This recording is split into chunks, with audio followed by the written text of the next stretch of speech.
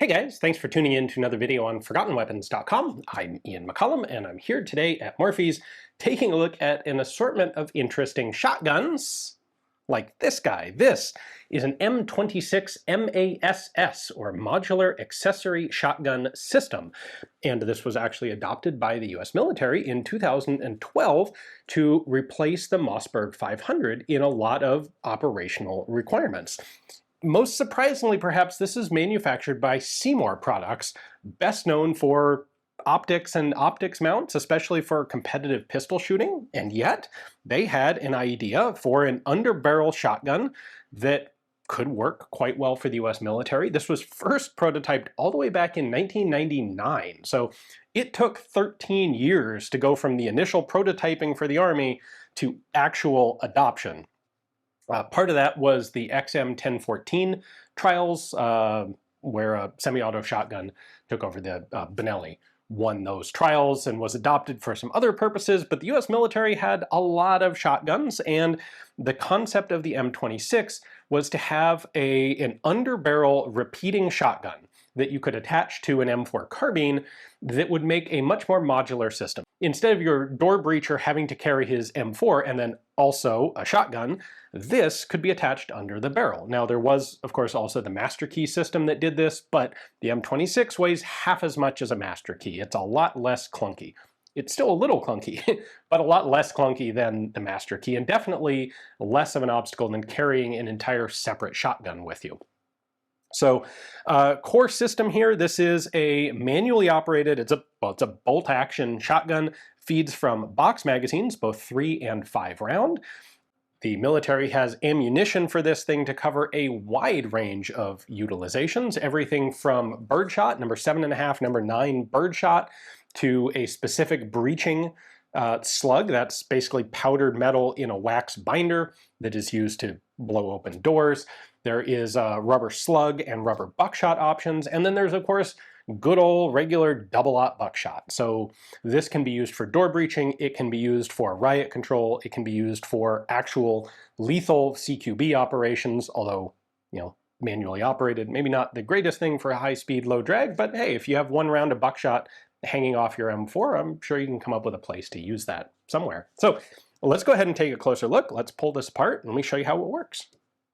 Let me start off by pointing out that this has a reversible charging handle. You can put it on either side of the gun, and so I'm left-handed, so I set it up for me to use. Magazines for these are 3 and 5 round capacities, and for military issue, they are actually sent out with 5 of each of these magazines, so actually quite a lot of magazines. It is a 12 gauge shotgun, of course, handles both 2 3/4 and 3-inch shells, single stack magazine. Like that's pretty basic, obviously influenced by various competition 12 gauge box magazines. It is a nose-in rock back magazine, and the release lever is right there to remove it. The bolt handle folds down when not in use, so to cycle the thing, you lift the bolt handle up, you then press the action release. This is not a rapid operating gun. Press the action release, then you can pull the bolt handle back, push it forward to chamber a new round. You don't actually have to fold it down, but you can then fold it down to get it out of the way. And there you go. There is a manual safety on the trigger guard here, so that's the fire position. Flip it over to the safe position.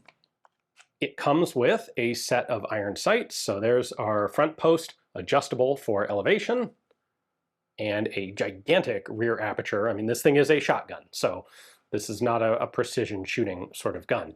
Both of these sights fold down because this gun can also be attached onto an M4, as I mentioned, and of course, if you're doing that, you need, well, you don't want to have the sights sticking up. So if I take this and press this detent or this button upward, I can fold the front sight down, do the same thing here.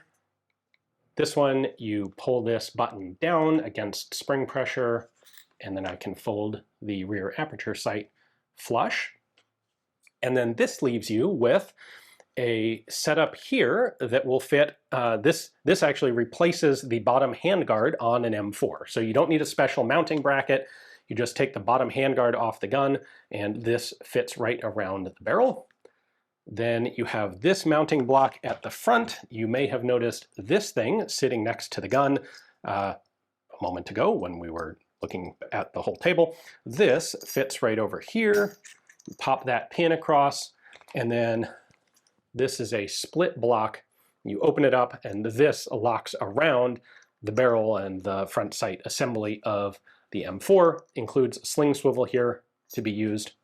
That would actually probably go up in this compartment, not down there. But that's your mounting block to use this on the M4. Couple other features out here. We have a big breeching muzzle device. So this gives you some standoff from a door or a lock that you're trying to breach. You don't want to stuff the muzzle right up against whatever you're trying to breach, but especially under stress, like how far away do you want to be? Well, you want to be that far away. So you press this up against your target for breaching, and when you're not using it, you can actually press this in. There's a spring in there. It'll pull that thing back so that it's not there if you don't need it. Then lastly, if we're going to attach this up to an M4, we don't want the pistol grip and stock assembly. So there's a single pin back here that holds that assembly on. And if I pull that pin out, I don't think this is actually the original pin. This is an HK pin, which fits nicely. That is the detachable buttstock and pistol grip assembly. If you are mounting this on an M4, it's held in place by this and this. This bracket wraps around the magazine well, and the trigger guard here is designed so that that bend in it sits right over the top of the front pin of the lower receiver. So it all sets up rather nicely just like that.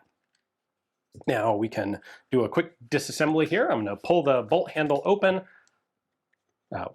out, then open the bolt about halfway. And we have that little bronze-looking piece right there. That is a little spring-loaded catch that holds the bolt handle in position. So I want to go in here with a little pin. You could use a 5.56 cartridge to do this. And I want to pull that backward. Once it's backward, then the charging handle just comes out the side. So that's a little round pin that locks into these recesses. And the reason that there are two here is so that you can put the bolt handle in either on this side or on that side, and it will lock in place either way. With that removed, we can pull the bolt assembly all the way back and out of the gun. This is hammer fired. So the hammer is right there down inside the receiver. And you've got a firing pin on the back of the bolt assembly with a really strong firing pin in it. Firing pin spring in it, by the way. So hammer hits the firing pin there. This locks using a very traditional shotgun style of single locking lug in the roof of the receiver. And again, we can actually see the locking recess right here. Right there, that's what the locking lug locks into. And it simply operates on this plate. So this plate will pull the locking lug down when it goes backward. The bolt handle sits inside there. So when you pull the bolt handle back, you're pulling that locking plate back, which drops the locking block and allows the thing to cycle backwards. I can pull this off. There's the inside. So that's the locking block right there. In theory, you can take the locking block out by removing this pin and removing the firing pin. That's pretty tight in there, and that's a really tight firing pin spring. So I'm going to leave it in. You can already see pretty effectively how that works. And then this spring is just to ensure that the gun always tries to stay locked when left at rest. The little tab here is for pulling a cartridge out of the magazine. That drops down to make sure that it's got the reach to pick up the rim of a cartridge. And then once it's sitting on top of the magazine loaded, this can spring up. So when the bolt cycles backwards, this gets pushed up by the cartridge as you're traveling over the top, drops down once it's behind the magazine, and can then be used to push a cartridge out and feed it up into the chamber. There you go. There is the M26 Modular Accessory Shotgun System from Seymour Products. After being adopted in 2012, the initial procurement took place in 2013 for no less than 9,000 units. So Seymour Products probably wishes it would have taken less than 13 years to get to that stage, but I bet they were fairly happy with an order for 9,000 units. That's quite a lot of shotguns. And this is now in service and in use with the US military, as well as being available commercially, by the way. Seymour does sell these on the open market. And of course, we've got this one here at Morphy's today. Thanks to them for giving me the chance to film this for you guys. Hopefully you enjoyed the video. Thanks for watching.